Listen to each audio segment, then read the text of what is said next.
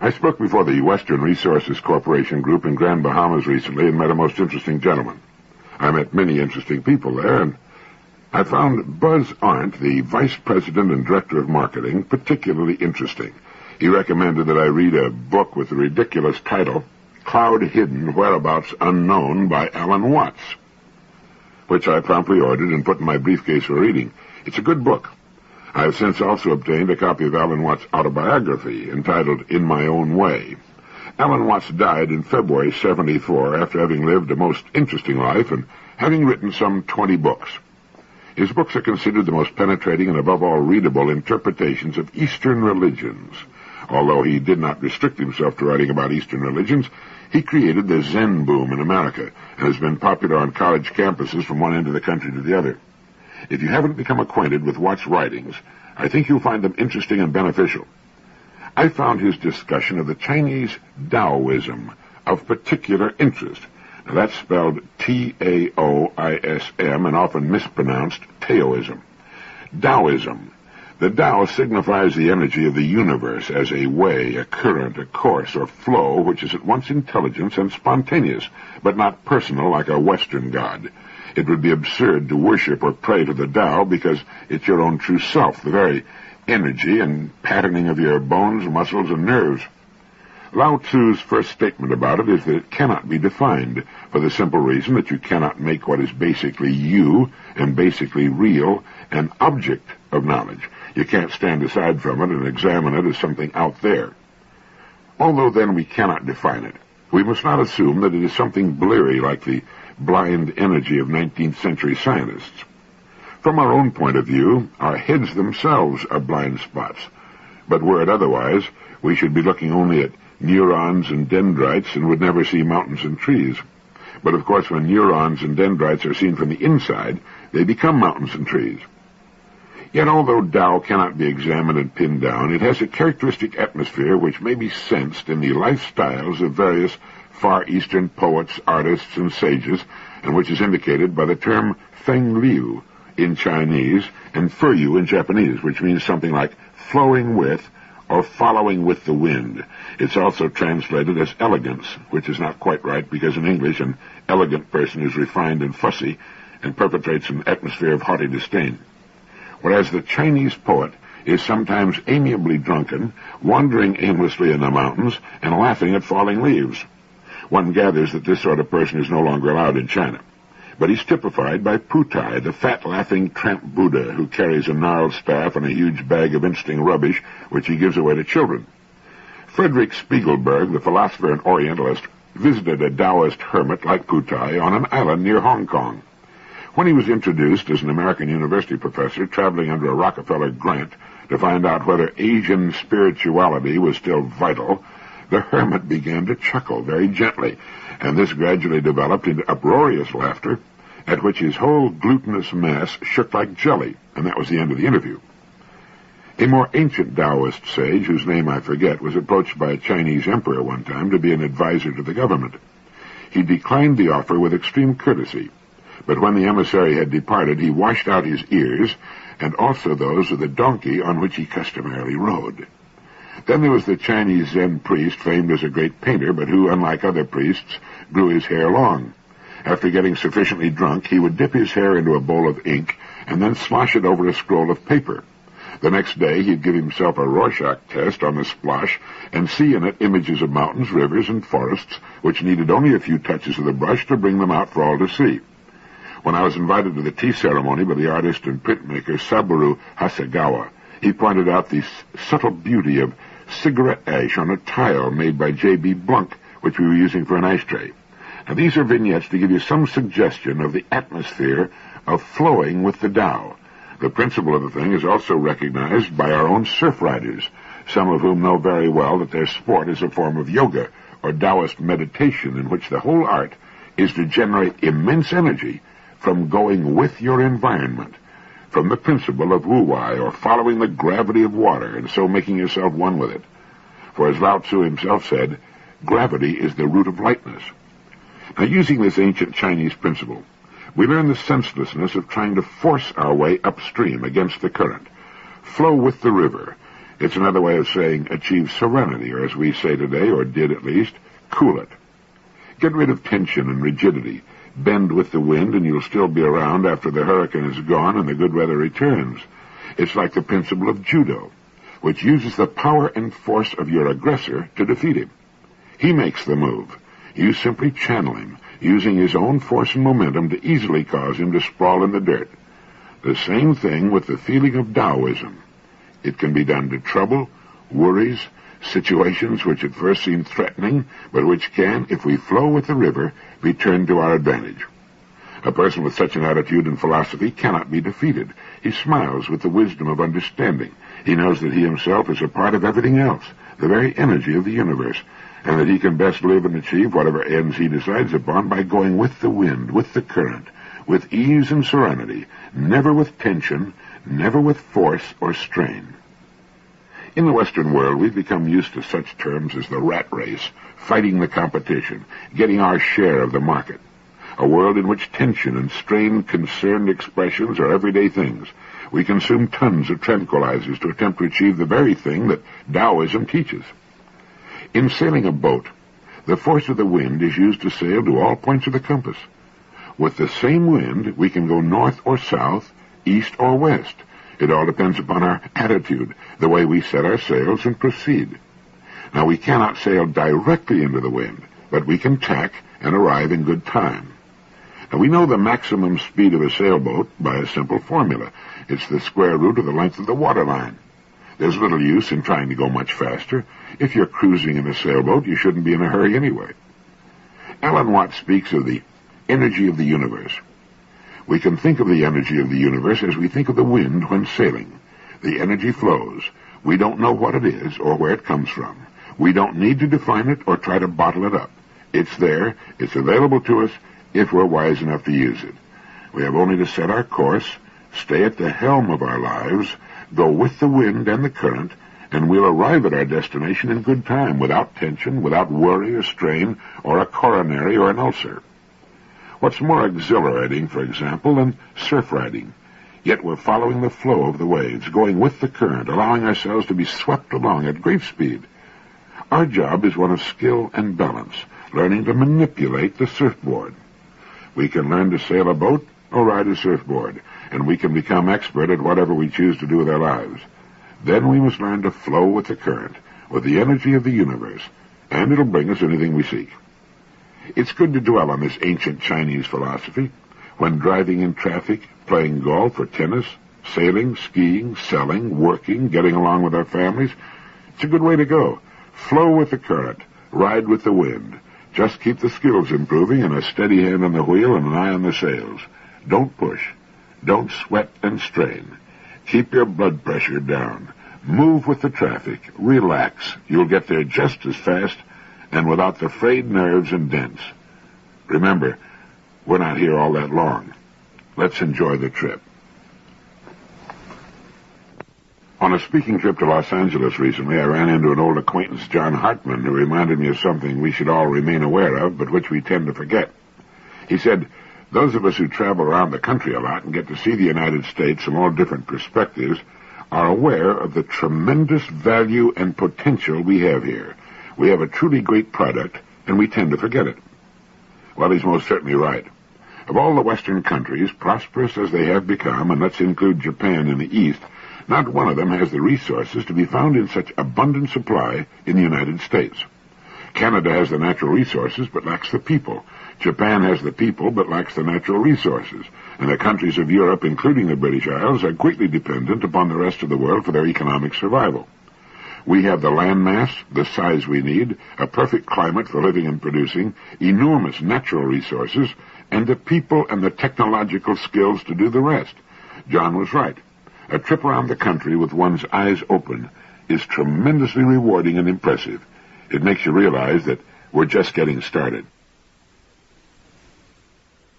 After reading Cloud Hidden, Whereabouts Unknown by Alan Watts, I ordered some of his other books, and on my recent flying trip to the West Coast, I read his The Wisdom of Insecurity. I think it bogs down some toward the end of the book, but he makes a couple of points in the beginning which make the book an excellent investment. One of them is that security and safety do not exist during our life on Earth. Looking for security or safety is like trying to hold your breath for 10 minutes. It's an impossible quest. But that impossible quest is what keeps so many millions living in a state of strained tension and running as fast as they can from month to month trying to lay hold of a phantom. We are completely secure in the universe. We're as secure in our atomic structure as anything else, a rock or a gas. As the rocket scientist Wernher von Braun has said, as far as living energy is concerned, there can be no death. But during our lives as we know them, the search for security and safety is patently ridiculous. And the best thing we can do in our quest for freedom is to get rid of these myths once and for all. In doing so, we'll know a wonderful new feeling of ease and freedom. It's like taking a deep breath and letting it out with a rush.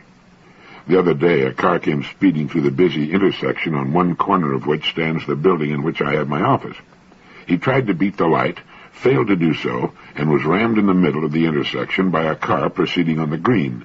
He didn't have his seatbelt fastened, and the jolt of the other car hitting him amidships threw him across the seat to the other side of the car. Then, at high speed, with no one at the wheel, his car rammed into our building, knocking quite a hole in our decorative marble and doing extensive damage to the car. Well, it was fortunate that there were no pedestrians on the sidewalk at that time. Normally, there would have been at that time of day. 3 or 4 people could easily have been killed or seriously maimed. I could have been. There's not a moment of the day or night in which any one of us could not be brought to a sudden end as far as this life is concerned. Therefore, there is no safety. Howard Hughes, hiding in his penthouse, could die of a heart attack or stroke at any time.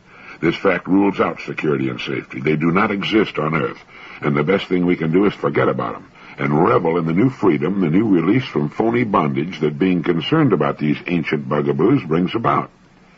In our society, the chances are good that any one of us will live a long and normal lifespan. It's the mark of intelligence to plan for such a life and to make every reasonable effort to succeed in the 3 major departments of our lives, in our family lives, in the way in which we spend our days, and to provide for sufficient income to meet our present and future needs. But other than that, we should eliminate all concerns about trying to play it too safely. Now, I like to sail, as I mentioned. When I'm sailing alone, I wear a safety harness at all times. As I move about the boat adjusting the sails, I have my harness snapped to something on the boat so that should I fall or be knocked over the side, I won't find myself treading water and watching my boat sail over the horizon. That's simply good judgment. Accidents and injuries are 60% more likely to the person who doesn't use his automobile seatbelt. Using one is a sign of intelligent judgment, as is locking the doors of our homes when we turn in for the night. The man who ran the red light and rammed our building was a fool, and he's paying for his immaturity. Now, we've all made silly, unnecessary blunders, and we should avoid them whenever possible. To forget about security and safety does not imply the rejection of good judgment. What it does imply is a mature and realistic rejection of factors which, as they are pursued by most of us, simply do not exist. And we move toward freedom when we put them where they belong. I was reminded in Manas that Gandhi proclaimed 2 values as ultimate, satya and ahimsa, which mean truth and nonviolence. And these could be invoked by every individual in every situation. Like the Stoics, he believed that the good man will not live in solitude as a hermit, for he's naturally sociable and active. Virtue is a disposition or capacity of the ruling principle of the soul, assured and unchanging, worthy of choice for its own intrinsic quality, virtue. And its exercise is a continuous activity, that is, never interrupted by lapses and omissions because it can never be lost. The appeal to intrinsic eternal values could be used to reject conservative as well as meliorist creeds that justify the present by appeal to the past or the future, and also the means employed by the distant ends they're supposed to serve. To Gandhi, it is necessary to do what seems to be right in scorn of consequences, and every single act must be justified in terms of the ultimate, unchanging values rather than the results that are expected to emerge. Now, this is excellent advice in the search for maturity and freedom. When problem situations arise, we know intuitively. Our bodies tell us what's right. But in a flash, expediency, or the supposed end toward which we're working, fills our minds, and selfishly we become cowards or willful children when we could have been great. If you'd like to know more about Mohandas Gandhi and his thought in relation to the central religious and philosophical ideas of both East and West, read the book, The Moral and Political Thought of Mahatma Gandhi, by Raghavan Iyer, professor of political science at the University of California, Santa Barbara, California, is published by the Oxford University Press in New York. It is perhaps particularly apropos that as many people as possible, particularly those who hold or seek political office, read the second chapter, which is titled The Purification of Politics. Gandhi, as Manas points out, is too casually called a politician. He was a most unusual politician in that he believed that the high standards of individual morality ought to have application in politics, and that reason of state could never justify compromise or neglect of moral principles. He saw no distinction, finally, between the good of the individual and the good of society, and while he was not unaware of the slow rate of development of man in the mass, he felt that progress toward a social ideal would be not merely slowed further, but actually prevented by failing to work toward wholly worthy goals. He thought of politics as a practical application of religion, and religion for him lay in religious values rather than in religious beliefs, with the fundamental ethics that he believed to be common with all religions, rather than the formal allegiance to received dogmas that become a barrier to religious experience. Daniel Long, author of the book Of Bombs and Men and Staying Alive, published some years back by McGraw-Hill, once went to Washington with his notebook in his hand to find out when enough is enough. As a model of frustration, his account is unequaled. His question was simplicity itself. Since we already have thousands of nuclear weapons, when will we have enough? Trudging through a maze of government, he asked that question of generals and scientists, diplomats and congressmen. The more people he talked to, the more apparent it became that within the government itself, tentativeness was everywhere. He discovered that nobody would tell him, not because they didn't want to, and not because it was a military secret, but simply because nobody knew. Wandering the capital in search of answers, he grew accustomed to hearing earnest answers that were charged with dilemma and paradox, with fact shaped by opinion, with logic rooted in prayer. To the self-contained world of official Washington, it seemed an unfair question. It was like asking how far is up, to which the only answer is, as far as you want to go. But since nobody was quite sure where we were going, nobody could tell Mr. Lang when we would get there, or indeed if we'd already arrived. Like Diogenes with a notebook, he persisted in his quest with the tenacity of a skilled reporter and the concern of a deeply troubled citizen. Although it produces no solutions, his inquiry into enoughness provides a vivid and troubling portrait of the nuclear confusion we live in. As Ronald Steele wrote in his review of Lang's book, it is one of the paradoxes of our times that the weapons on which our safety presumably depends are designed for the purpose of making their use unnecessary. They are not meant to fight a war which could only result in the destruction of much of Western civilization, if not all of it, but to prevent a war from occurring. The old concept of victory, like a good many other ideas inherited from pre-Hiroshima days, has given way to the concept of deterrence, and in defining what constitutes an adequate deterrent, all is truly dilemma and paradox. The then Secretary of Defense, Robert McNamara, said that enough equals the amount required to deter an enemy strike, plus the amount needed to minimize damage to this country in the event of a strike. But what will deter an enemy strike? He answered, unacceptable damage from our surviving forces. And what is unacceptable damage? 20 million dead? 50 million? 150 million? Well, here all rational speculation ceases. All we know, or at least all we think we know, is that deterrence means there shall be no aggression without retaliation. But what constitutes an adequate deterrent is anybody's guess. Deterrence is not a science, it's an exercise in political psychology. And the fact that millions of human beings must live this way is, as one official put it, a hell of a way to run a railroad. On her deathbed, Gertrude Stein is said to have asked the question, what is the answer? And a few moments later, she answered herself by asking, what is the question? If you've ever had the urge to write, a book that will get you started and perhaps even keep you going is, well, wait a minute. I'll give you the title of the book in a moment. But first, did you ever hear of a man named Frederick Faust? He was probably the most prolific writer who ever lived. During his career as an author, Faust turned out an estimated 30 million words from his typewriter. Now, that's the equivalent of more than 500 average-sized novels. If you've ever done much pecking on a typewriter, you have an idea of what 30 million words are. To give a personal comparison, I've been writing my daily radio program now for more than 14 years. 260 programs a year for more than 14 years. But even so, they total only about 2.25 million words, or the equivalent of about 22 full-size books.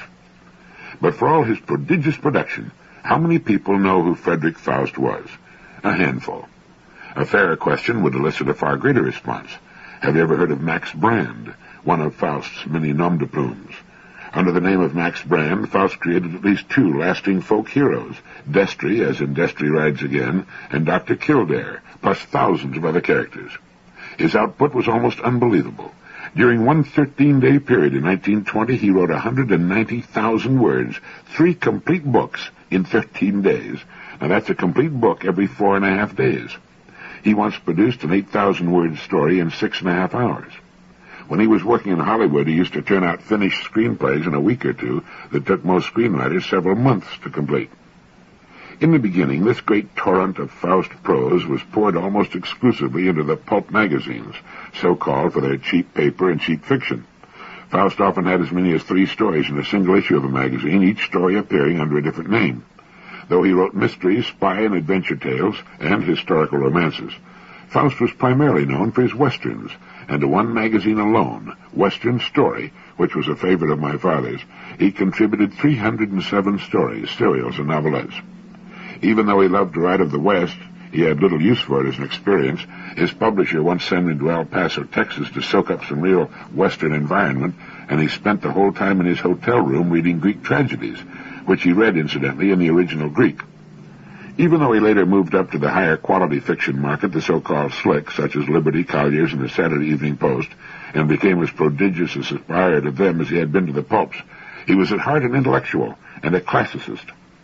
In the early days, while working as a subway laborer and living in a Bowery YMCA in New York, he read Nietzsche, Darwin, Spencer, Kant, Dante, Homer, and the rest in their original languages. His familiarity with the Greek myths was often betrayed by the mythological threads he wove into his Western stories and by the godlike qualities he gave his cowboys. Oddly enough, he failed in his greatest literary attempt. He labored for 6 years on the opus dearest to his heart, an epic poem, Dionysius in the Underworld, only to have it universally rejected by publishers. He finally had to pay for its publication himself. So if you need inspiration to write, get the book Max Brand, The Big Westerner, a biography of Faust by Robert Easton, who calls him an unknown giant and puts him in the company of Fitzgerald, Faulkner, and Hemingway. I read an article by J.B. Priestley in which he pointed out that so much of our lives these days are characterized by the pervasive feeling that there ought to be something else. At the cocktail party, and especially afterwards, on Sunday afternoons and at odd times during our days, we're aware of a small voice telling us that something is missing from our lives. It might be said to be akin to the feeling we sometimes have when something we've wanted to do or a trip we've wanted to take is over, and we're left in the vacuum between events. I think the lack of something else of which Priestley writes might be caused by the lack of an overall journey, which is more important to us than the short trips which go to make it up. If you've ever taken a long motor trip toward a final destination that you want very much to reach, a trip which took several days, you remember enjoying each day's drive. At the end of your driving day, you look forward to stopping for the night, a hot bath, a good dinner after a relaxing drink or two perhaps, then the comfort and satisfaction of a comfortable bed. At that time, all seems well with the world. It's been a good day's drive, but the final destination still lies ahead. There's another day's drive ahead tomorrow. It's the final destination which gives meaning to your days and your efforts, the long hours at the wheel in all sorts of weather and driving conditions. It wouldn't be at all the same if you just drove the same amount of time and distance aimlessly on highways around your home. It would be unbearably boring and frustrating, a terrible waste of time, effort, and fuel. I think the something else is the lack, in so many lives, of a major goal which gleams and beckons in the distance.